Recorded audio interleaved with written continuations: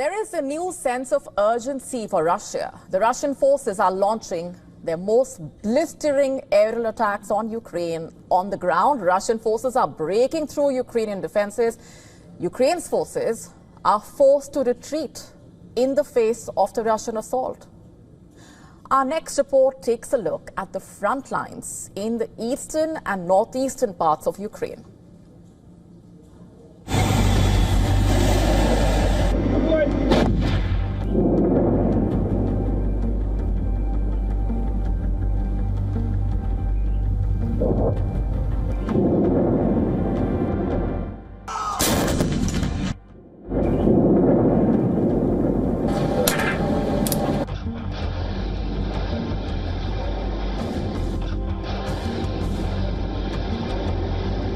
First came the aerial bombardment. Russian missiles and drone attacks have led to devastation across Ukraine.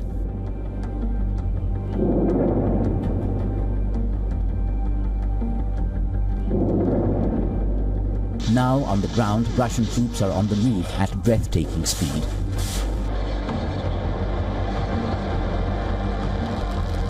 From the east, heavy columns of armor and artillery have surged into Ukraine's Sumy region, inching perilously closer within 20 kilometers of the city itself.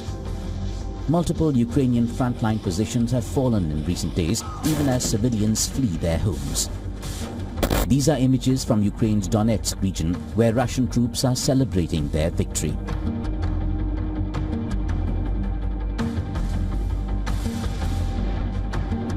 Despite talk of peace, the war is stepping up, with Russian forces grabbing more territory in Ukraine.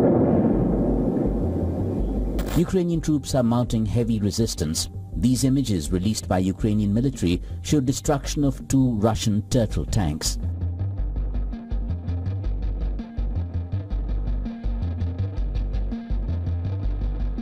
In the east, armored divisions are advancing into Dnipro, pushing on the Donetsk border.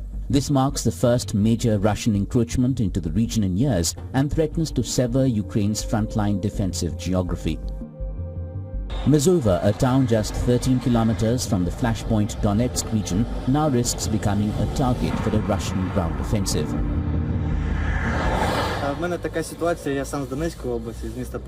Here's my situation. I'm from Donetsk Oblast, from the city of Pokrovsk. And when the Russians were approaching our city, we were also told, no, this won't happen, it's impossible, they won't come. And then somehow it happened that they passed through, and very quickly. And I no longer rely on guesswork.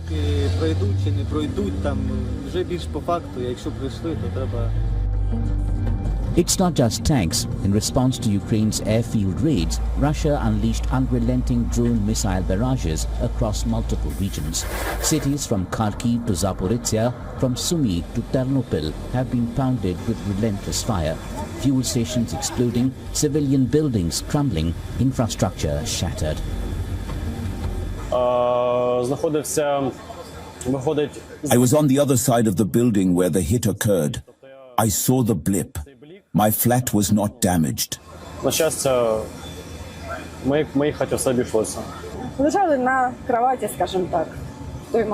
We were lying on the bed when it exploded. It exploded. Everything fell apart. A girl was trapped in the apartment next door. She was calling for help, and the fire started. Our neighbors and we tried to put it out on our own with our buckets. Then the SES arrived. In Ukraine, evacuations are underway. Dozens of villages were cleared last week. Homes abandoned and families scattered. Ukraine's defenses brace for a storm without pauses. Ground attacks, air raids, drone swarms converging to obliterate resistance. Bureau report, WION World This One.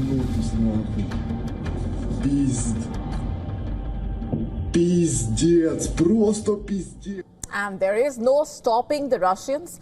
Ukrainian Air Force saying that Russia has launched 479 drones against Ukraine in the biggest overnight drone bombardment of the 3-year-long war. As Russia continues to step up its drone and missile attacks on Ukraine, there is a fresh headache for Kiev. The Trump administration is diverting key anti-missile defense systems from Ukraine. Our next story explaining why this leaves Ukraine vulnerable in one of its darkest hours.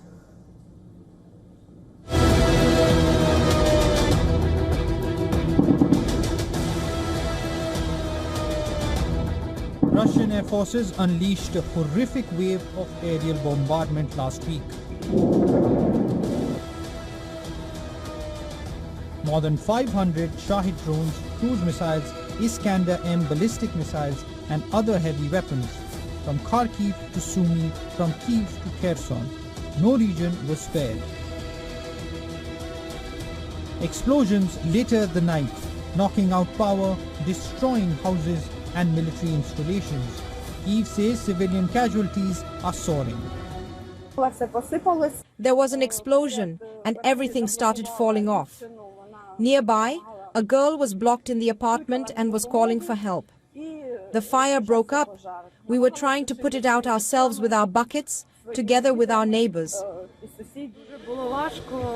Very bad, very bad. I was so scared, terribly scared. I jumped up. Luckily, since the war began, I had taped the window with duct tape. The glass, the shards didn't get into the room. But Ukraine's defenders are running out. Ukrainian air defense systems are desperately running low on ammunition. Now a critical shipment of 20,000 anti-drone missiles was abruptly rerouted to American forces to West Asia. A big setback for Ukrainian military. Zelensky has been pleading for urgent help from his allies. Trump's decision to divert missiles, including laser-guided APKWS rockets, crucial for downing drones, is a devastating blow. As Putin hovers above Ukraine in his revenge campaign, Kiev's skies have never been more dangerous. As bombs keep falling and the drone swarms intensify, Kiev prepares for what may be its darkest hour. Bureau Report, WION World is One. On to Iran now. It has reportedly got its hands on what it calls strategic and sensitive Israeli intelligence. It says the material includes details about Israel's nuclear sites, defense capabilities, and foreign ties. Iran has said that the information was obtained during a covert operation and includes thousands of documents, images, video recordings, according to Iranian intelligence minister Ismail Khatib. These materials will soon be made public.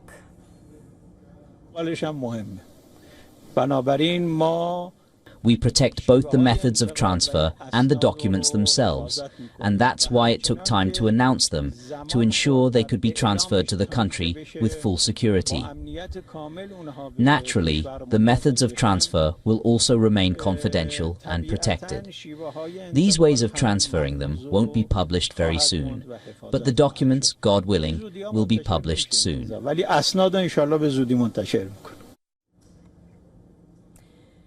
Iranian media identified two Israelis, Roy Mizrahi and Almog Atiyas, as the alleged agents who gathered and transferred the intelligence. Iranian reports claim they received instructions through the Telegram messaging app and payments from Iranian agents via cryptocurrency.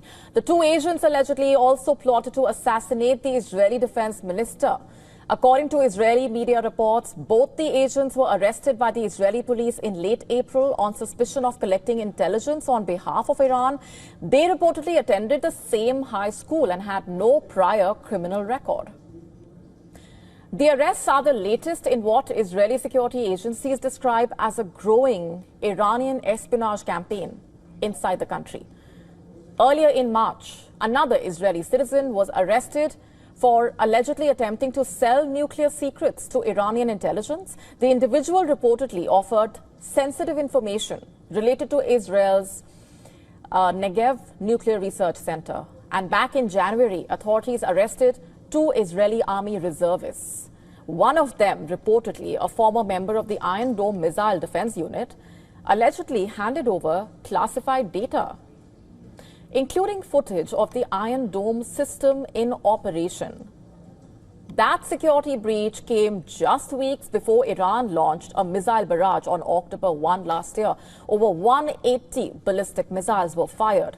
Several reportedly struck Israeli air bases and other sensitive military sites.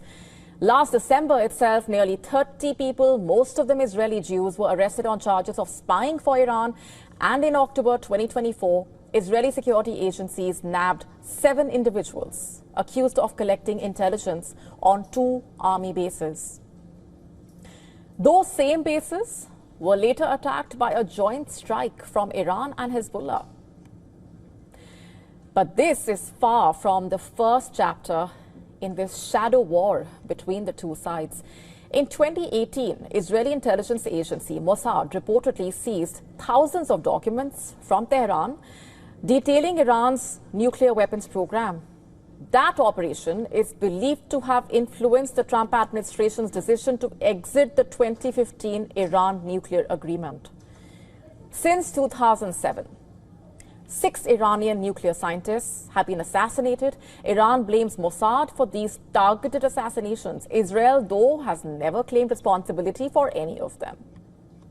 And as Russia pushes deeper into Ukraine, NATO is busy ramping up its defenses. A World War-level preparation is underway as it fears that it could be at war next. And Germany, Europe's biggest economy, is leading NATO's charge. Germany is accelerating its civil defense plans by reviving old bunkers and plans to turn metro tunnels and underground garages into shelters in case of a war. The expanded bunkers could potentially house 1 million people underground, a number still far from the total population of 84 million. As of now, Germany has room for just 480,000 people in its 580 shelters. That is less than 1% of its population. Germany's civil protection chief says that while a full-scale Russian invasion is unlikely, the country remains a logistical hub for NATO, making it a target for selective strikes. And so hospitals are being prepared to hold 1,000 extra patients daily in case of war. Emergency alerts, air raid sirens, even compulsory military service are all back on the table. Earlier, the German Chancellor said that he wants to build Europe's strongest army. The defense minister is even considering bringing back conscription, scrapped in 2011. If not enough young Germans volunteer. And Germany is not alone, by the way. Across NATO, countries are arming faster than ever. According to SIPRI, Germany was the world's 4th largest military spender in 2024. Behind only the US, China and Russia. In total, NATO members now spend $1.5 trillion a year on defense. 1/3 of that from Europe alone. Russia calls it Western fear-mongering. Just today, the Kremlin spokesman Dmitry Peskov slammed NATO as an instrument of aggression, especially as the US-led military alliance prepares to boost air defense spending by 400%. But the frontline NATO states, they are not waiting. Poland, which shares borders with both Russia and Belarus, is going all in. Poland plans to spend 5% of its GDP on defense in 2026. This is a significant increase from its current spending, which was 4.7% of the GDP. Warsaw's goal, in fact, is to build a 500,000 strong army, and mass military training for all adult men has already started. What's more, Poland is also investing $2 billion to build barriers at its border with Russia. Last month itself, it also moved to withdraw from the Ottawa Treaty, which is an agreement between 165 countries to ban the use of landmines. Major powers like the US and Russia are not part of that treaty. In Poland, calls to withdraw from the treaty grew amid fears of the Russian attack. Poland, home to 2 million Ukrainian refugees, says it's seen Russia's wrath up close and is now preparing for the worst. 3 other NATO nations, Lithuania, Latvia, Estonia, have all quit the landmine ban treaty to allow for more flexibility in defense, a very crucial move. Norway as well is reviving Cold War bunkers in Europe's north. Finland is also reinforcing its 1,300-kilometer border with Russia. Helsinki, in fact, has pledged to increase defense spending to 3% of its GDP. Shelters are being built amid Western reports that Russia has started expanding its military bases just 100 miles from Finnish soil. Far from the Russian border, in the UK, 12 nuclear-powered submarines and 6 new munitions factories are in the works. Recently, the British Prime Minister said he will be restoring Britain's war-fighting readiness, and the UK government worries growing Russian aggression.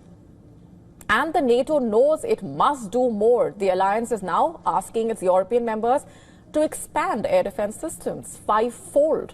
A major summit later this month in The Hague will set targets for ammunition stockpiles as well as defense production in order to cut reliance on the United States. But here's the thing, as Europe scrambles to prepare for Russia, the US is watching China. Over the weekend, the US Defense Secretary, speaking in Singapore, warned of an imminent threat from Beijing. It's no secret that more than Russia, America sees the Indo-Pacific and especially Taiwan as the next flashpoint. And China is building faster than ever before, by the way. As things stand right now, China has the world's largest navy. It has made big advances in hypersonic missiles and AI warfare. It has bases near Taiwan and is increasingly asserting its presence in the South China Sea. War experts saying that even a small spark there could ignite a global conflict. Shifting focus for now to the United States, Los Angeles is waking up after a long and violent Sunday night. Over the weekend, protests over immigration raids escalated into full-blown street clashes. So much so that President Trump sent military force into LA to tackle the violence. So what really happened in America's entertainment capital? It all started last Friday. U.S. Immigration and Customs Enforcement, ICE, carried out raids on multiple locations across Los Angeles. Heavily armed agents detained dozens of undocumented immigrants in what has been described as an overly aggressive anti-immigration crackdown. And by the weekend, the anger spilled out onto the streets. Los Angeles, which is home to a large Latino community, saw protests break out across the city. Protesters clashed with the police, hurled rocks, torched vehicles, even self-driving Waymo cars. In response, the police fired tear gas, smoke grenades, rubber bullets. Officers tried to disperse the demonstrators as fires burned in downtown streets. In the clash, even a journalist from Australia was hit by a rubber bullet fired by the police. The moment was caught on video, showing the reporter crying out in pain and grabbing her leg after being hit. You just shut the f*** up! After hours of standing off, this situation has now rapidly deteriorated. The LAPD moving in on horseback, firing rubber bullets at protesters, moving them on through the heart of LA. You just shut the f*** up! They don't even know that are documented or undocumented. They're just grabbing people and like pulling them in vans. And that's like the scary thing about it. It creates a big fear, in the communities. So it's like I can come to like go to school, come back, and get a phone call and be like, my parents aren't here. Where are my parents? But Trump's decisions have stunned even his critics. As the violence worsened, he called in the troops, ignoring the governor's objections. By ordering 2,000 National Guardsmen to Los Angeles to help quell the protests, Trump essentially mounted a takeover of the military regiments to address lawlessness on the streets there.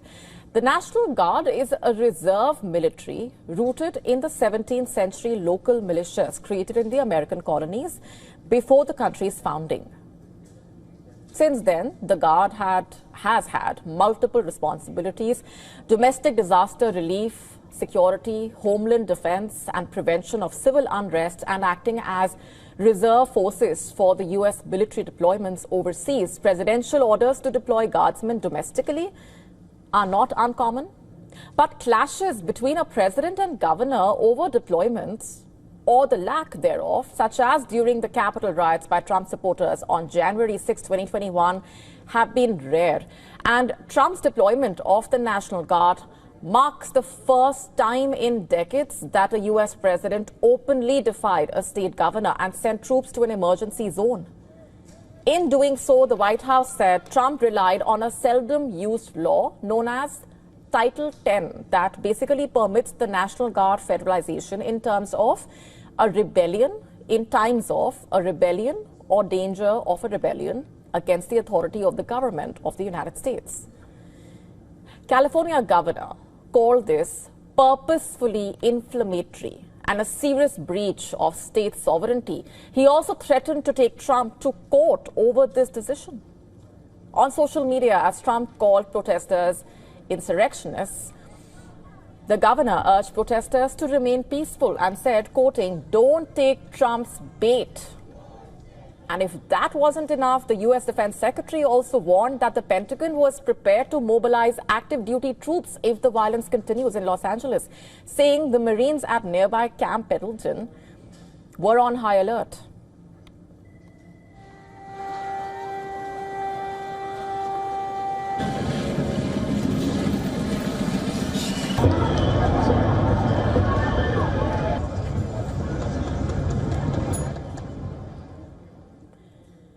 And the streets of downtown LA look like a war zone. By Sunday afternoon, Los Angeles police had established barricades around federal buildings, separating protesters from scores of armed National Guardsmen.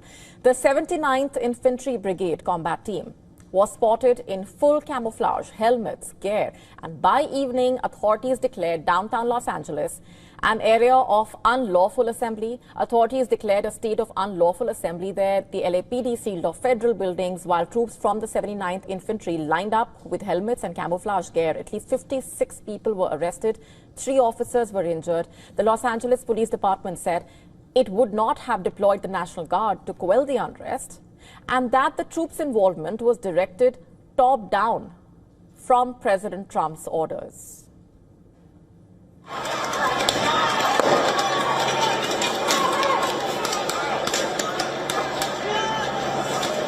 Could handle this. I believe that we would have gone through a number of steps before we'd have deployed the National Guard or requested deployment of the National Guard. We would normally go to 50% deployment to handle radio calls and do the business of policing, and everybody else would be focused on the initial problem. Beyond that, then we would request through the sheriff mutual aid, and that would bring in members of the 44 other police departments in LA County as well as the sheriff's office. And so that didn't occur in this case because it wasn't done through the sheriff or through the up through the normal chain. It was done from the top down, from the president directing that happened, and then the National Guard was federalized. So they're working for the U.S. Army, not for the California State National Guard. And Trump? He hinted at nationwide deployments in response to a question about invoking the Insurrection Act, which would allow the military to be used as a domestic police force. Trump said, I'm quoting, "We are looking at troops everywhere. We are not going to let this happen to our country," quote unquote. The entire episode has sparked political outrage. Democrats, including Kamala Harris, have called this a dangerous escalation. 22 Democratic governors on Sunday, in fact, condemned Trump's decision to deploy the National Guard in LA. In a joint statement, they called it an alarming abuse of power.